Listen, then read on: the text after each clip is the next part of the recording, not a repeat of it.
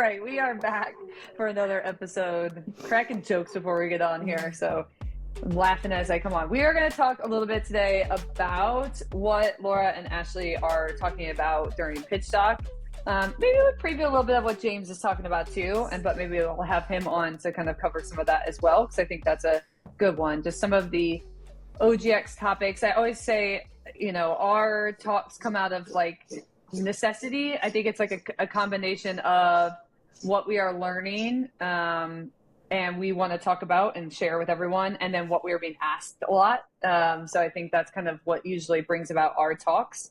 So let's start with Laura. What are you talking about at Pitch Talk this year?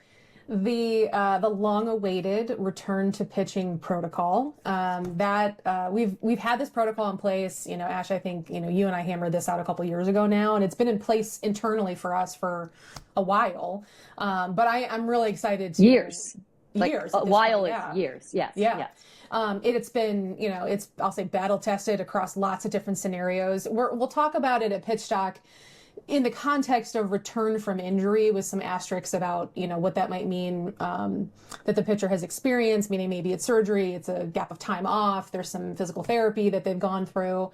But our protocol has been battle tested, not just against injury scenarios, but it's used extensively for any time a pitcher has had any gap of time of a break, whether she's gone on vacation, taken a mental break, physical break, whatever it is.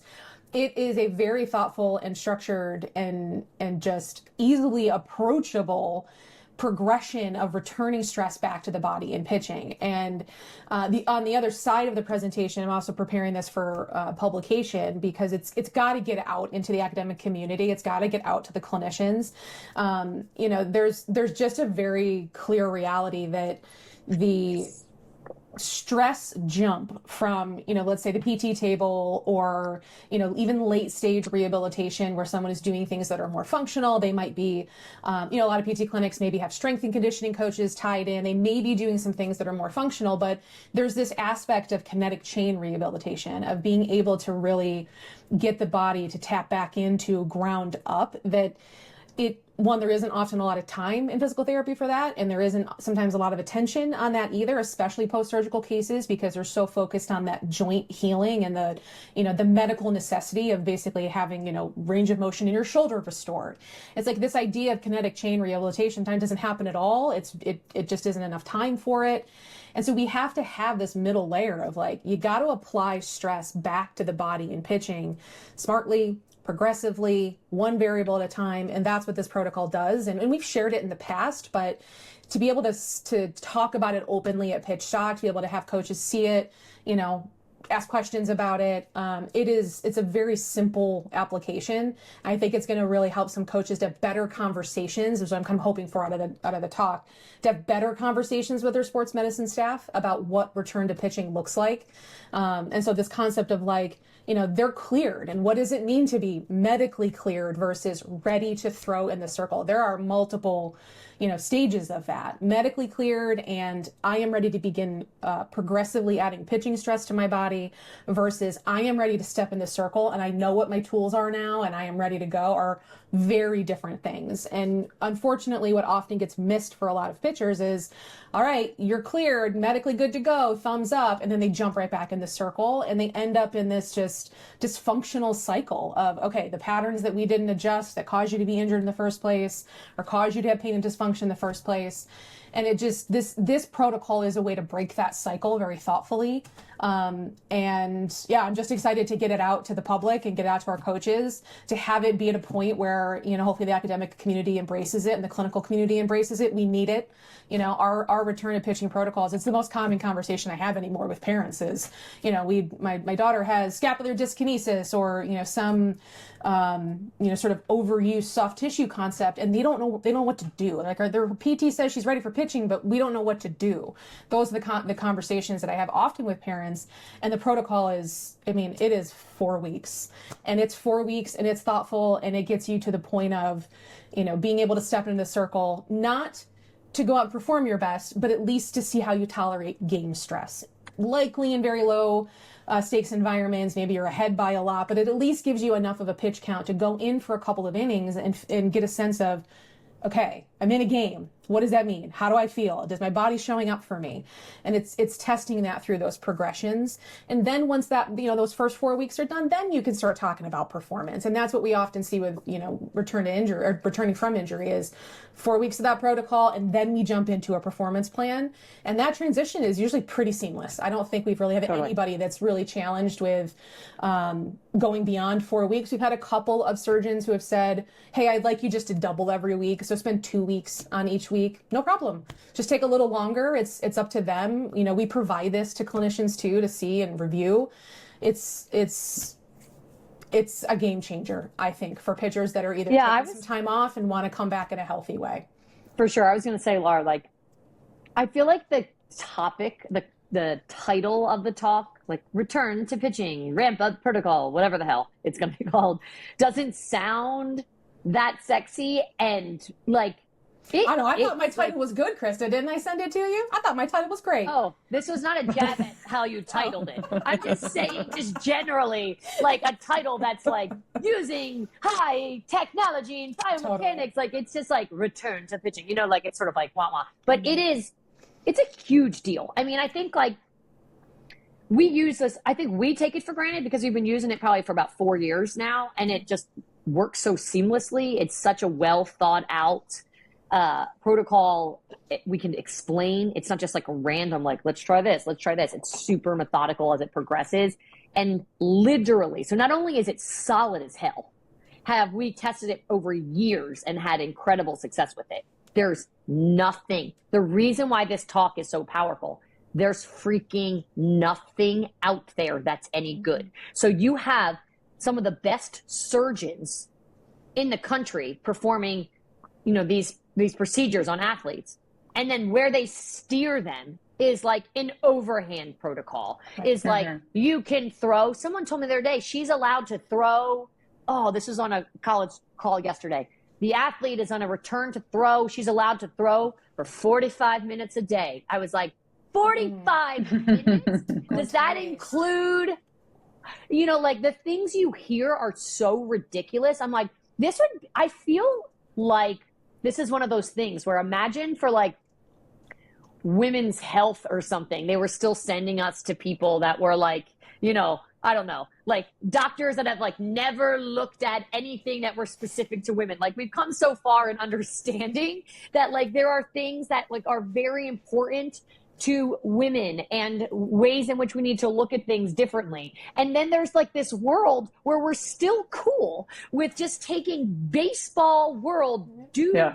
Well, I don't even think it's always taking baseball. It's like, I don't think it's always taking baseball stuff. I actually have had this conversation on a lot of the college calls that we've had just prepping for this year and kind of the services and what relationships we're going to have.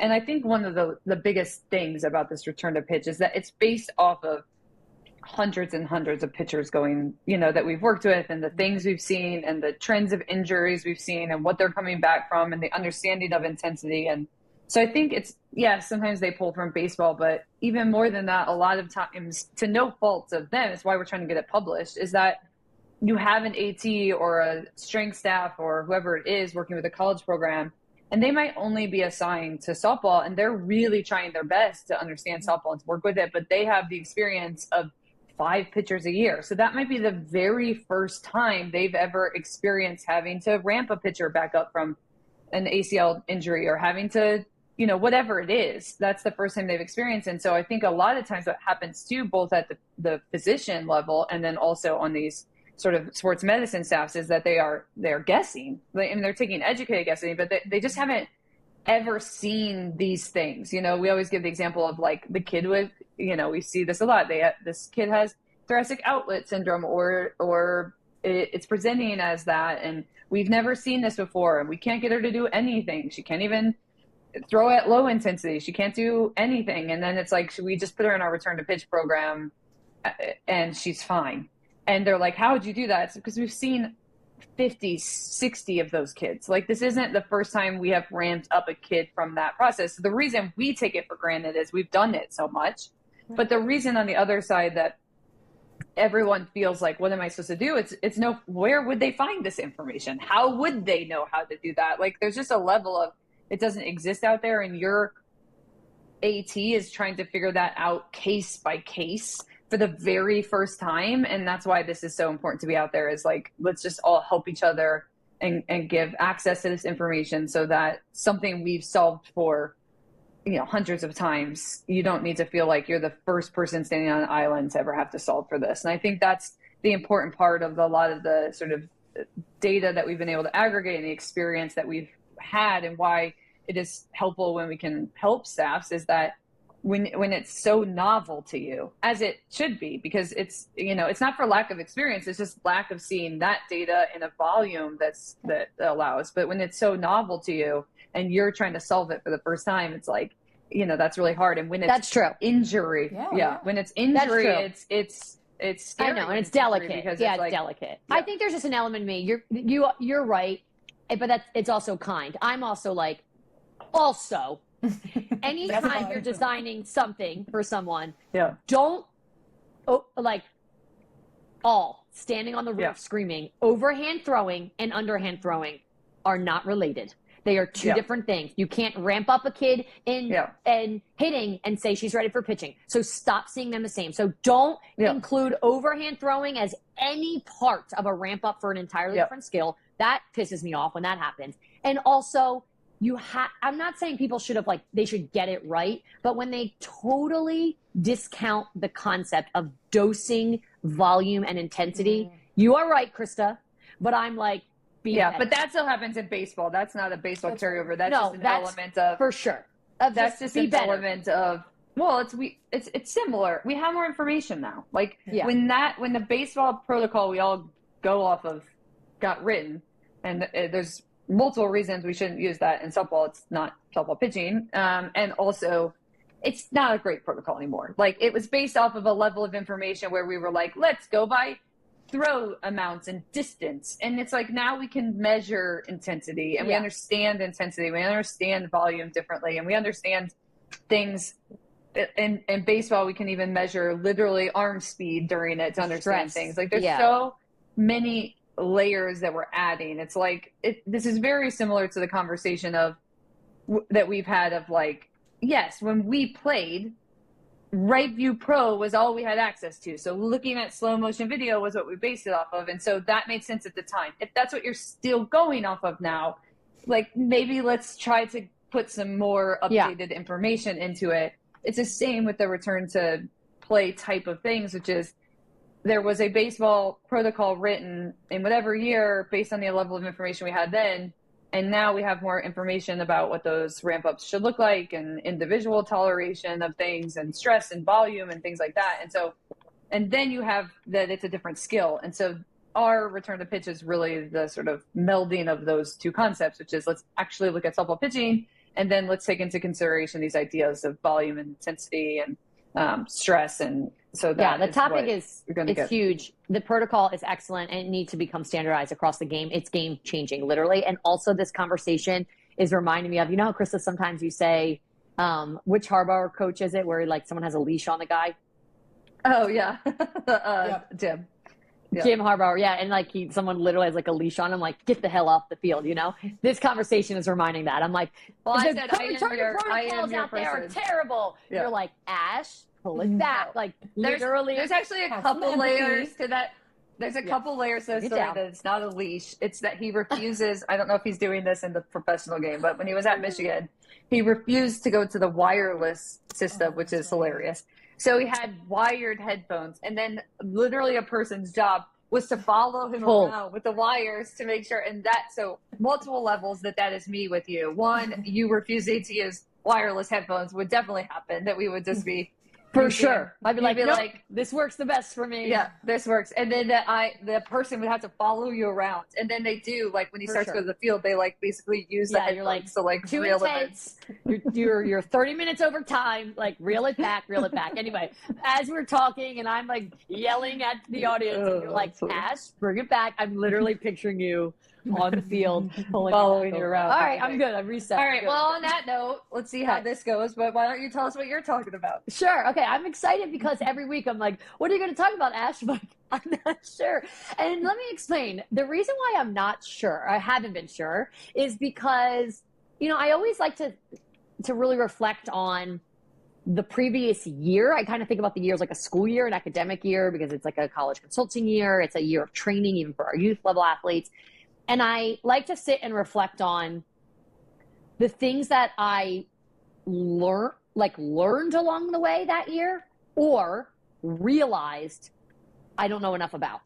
And so it takes me a minute, because there's a handful of those things. I mean, obviously there are things each year I'm like, oh, we're missing something here. We need to see this. We've got to dig after this. Or if someone asks me this question and I don't really know the answer, where can I go get it? And so I think there's a handful of those topics. And so it's important to me to really think about which of those topics, what it's going to sort of land with the audience and make the biggest impact. And I think where we've gotten to in these two topics are really, really great. We talk a lot in this podcast about when you talk data and it doesn't land, like it's not applicable, it doesn't get to the coach level, particularly biomechanics. We had an episode just a few weeks ago about that. And so I really like to stay sometimes in the like biomechanics data, training data space, but make sure it's specific to coaching concepts. And so, the reality is we're coming into this year with two big time game changers for us. Like we keep saying like, we're like a totally different business, because one, HQ, our data management system, is allowing us to see and visualize data like we've never had before. And it is taking in-game data, and it is allowing us to visualize that in-game data like we have never done before. So HQ is just like, boom, sending us, out into the universe, full speed. So that's a whole nother area that literally, like, for me personally, I'm seeing data I've never seen before, right? So that's great. So I'll talk about that in a second. And then the other side is the biomechanics data. So we've got two, traditionally, when we just started getting into the biomechanics world, we were using those wearable sensors. They were a great foundation for us to really start to understand what's even happening with the motion. It's kind of like crawling before you're walking, before you're running. And now we obviously have the markerless system with DriveLine, which is what we utilize on a regular basis. It's a much higher level of biomechanics. And then we also have our partnership with UNO, where it's a markered lab with force plates, et cetera. And so there's a really, really elite level biomechanics data that's coming across our desks on a regular basis. And so those two pieces are what I knew I wanted to center talks around. It was more of just getting to a base of like, yes, but what is really, really applicable? So with that said, it's like me rolling out the red carpet here. With that said, I'm going to take two topics, and one I'm going to keep very much in the like player development and training space, and start to lay out. It's essentially like how we debrief, right? It's like what information we take in. What does biomechanics, what does it tell us about how an athlete's like patterns are breaking down? How does that connecting to her ball flight data? So what might we say, okay, we want to change versus we don't want to change. But then we also need to know her capacity for change. So then we get things of like the speed at which she's moving, the force at which she's putting, force into the ground. We can see from force plates, her power profile, where she generates power from in the body, how much power she produces.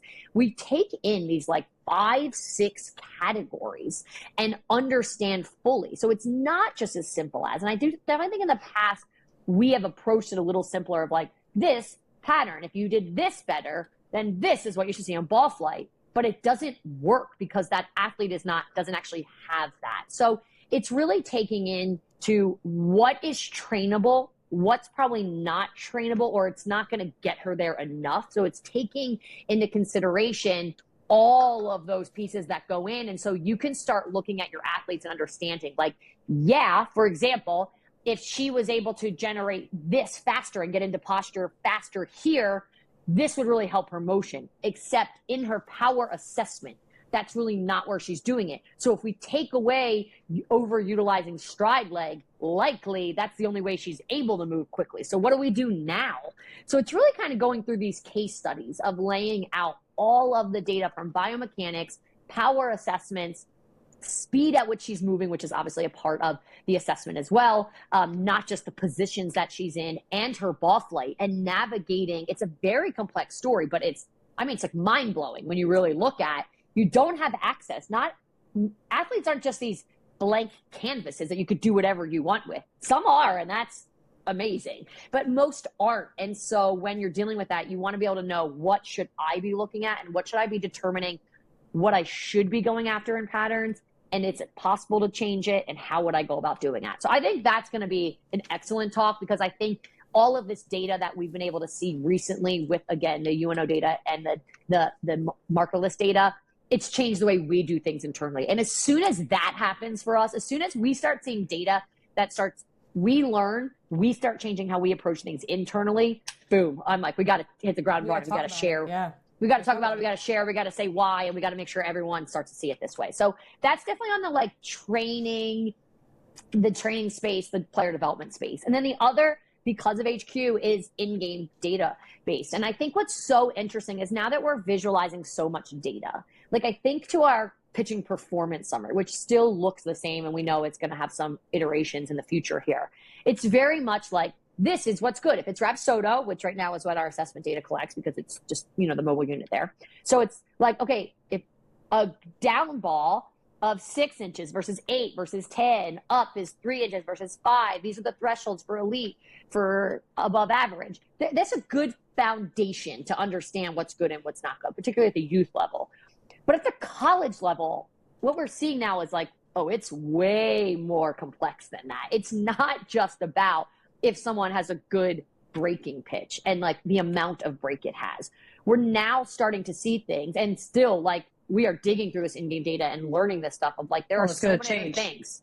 It's going to change, and it keeps changing. And, we stumbled upon this a couple years ago of like, wait, a pitch that's, this is an example. A drop ball is usually a low spin rate. It appears that like a high spin rate sink pitch actually is generating like more swings and misses than the typical, because it looks different.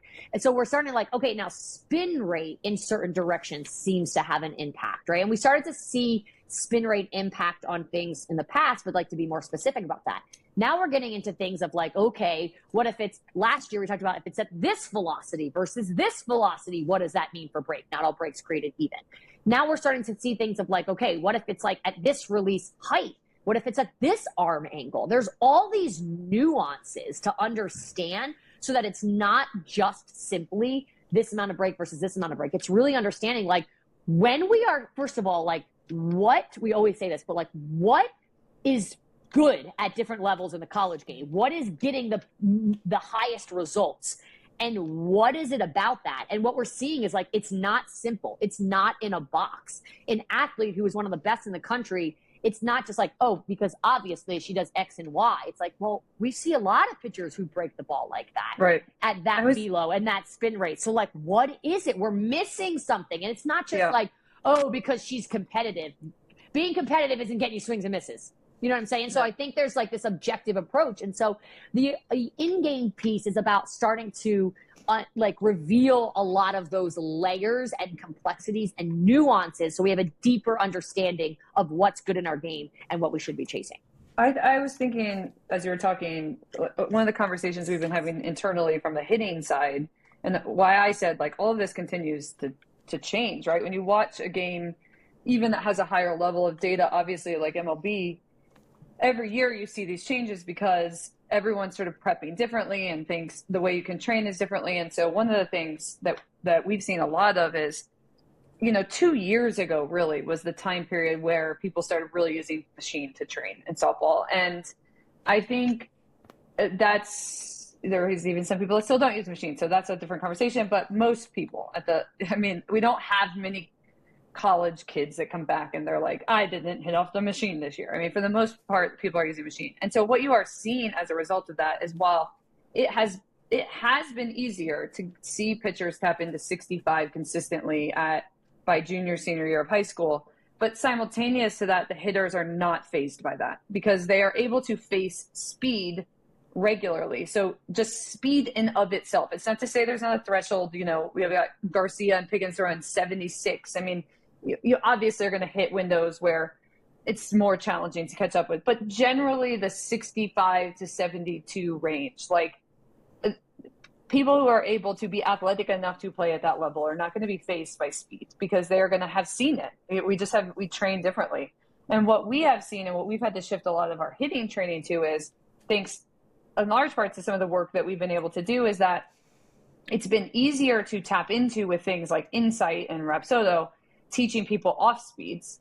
And so now you have pitchers at higher levels of games who are just able to learn these different off speeds really fast. And so what is more challenging to train hitting is to make sure that our hitters are adjustable enough to see that and to keep up sort of with that. And so we already, because of the work we've been doing on the pitching side, have had to sort of simultaneously change how we do hitting and start to see slow machine and things like that, where they're prepping for a level of adjustability to these off speeds.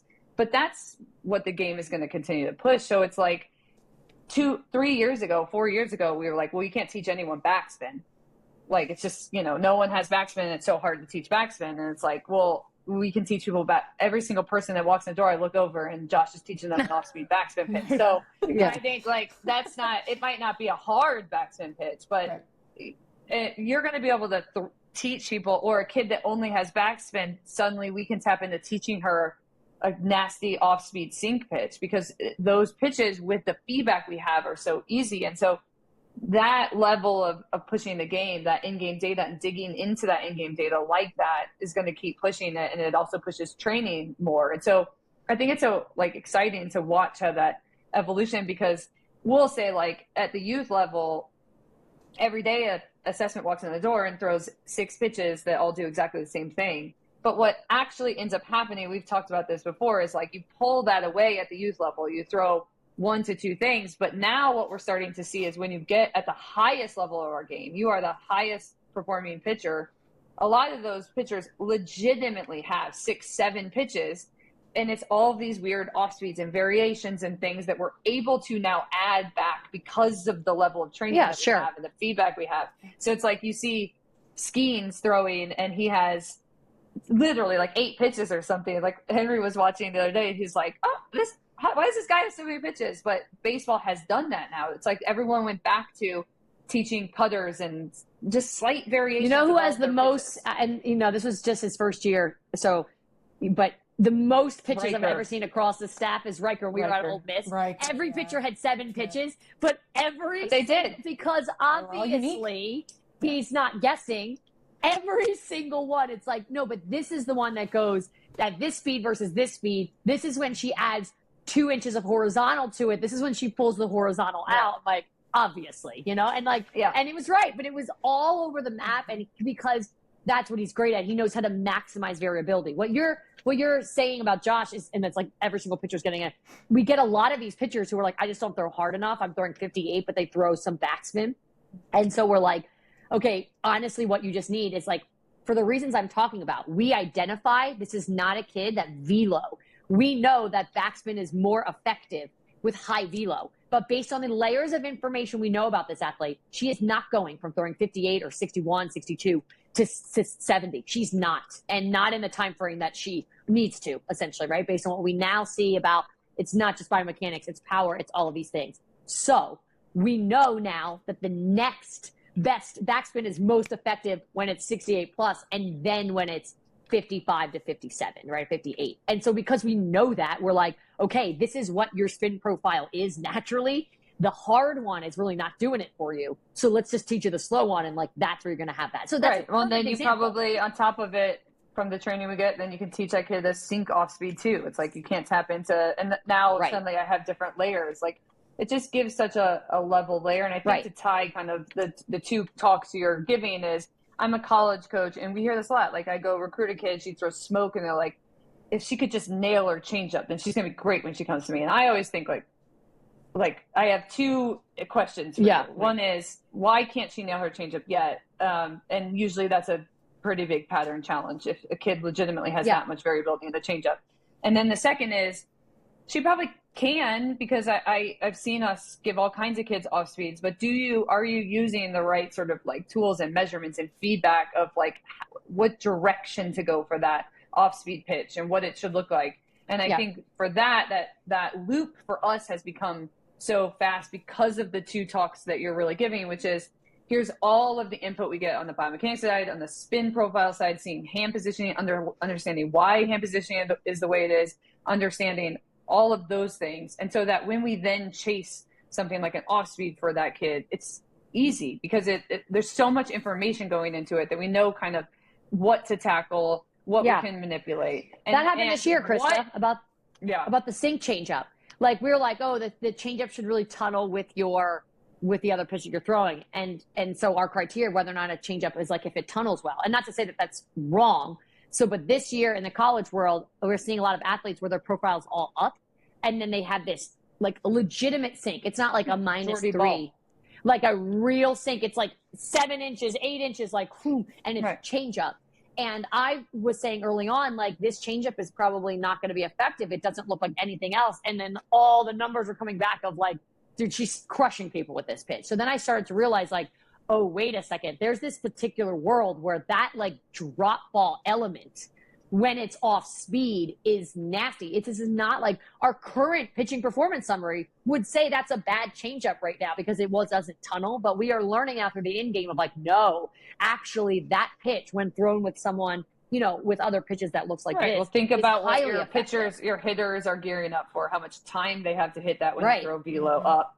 And now all of a sudden you're trying to match a different plane at a different speed. Like even if you can identify it and for all the things I'm saying, we have a bunch of hitters out there who probably don't have the adjustability, even if they can identify it, to make that switch. And so it's like, unless you pick it, that's why we saw all kinds of things trying to pick pitches. This is why, because it's just like, we don't have a level of adjustability right now for those things. And maybe you won't be able to train that level of adjustability if it gets too high. It's just that you're going to have to guess a little bit or try to pick some things or see different release heights or whatever it is. But I think those are the concepts of really getting an idea of what are the hitters kind of capable of doing, and does it matter if they can identify it? Like, when can they identify it? What window can they identify it? And it might be too late. It's like, I see that it's going down. Right, but reaction time is so small. Yeah, so tough. So I think that's kind of the things. But we should know that across too. the board.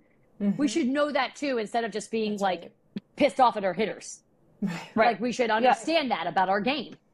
Yeah. Well, you see people swinging the MLB at balls that hit them. So, there's a level of like, when you start to get some weird pitches, I still think every time I watch, my mom probably watches the Phillies, if not every night, because that's like what you do, like it's on TV. Yeah. So my mom has watched a lot of baseball in her life, but every time she happens to be visiting and I watch a game with her and someone swings at a ball, it's in the ground, she's just like, she can't. You're a professional. How could you swing at a ball way out there? Like, she's just like beside herself. And you're like, that's the point.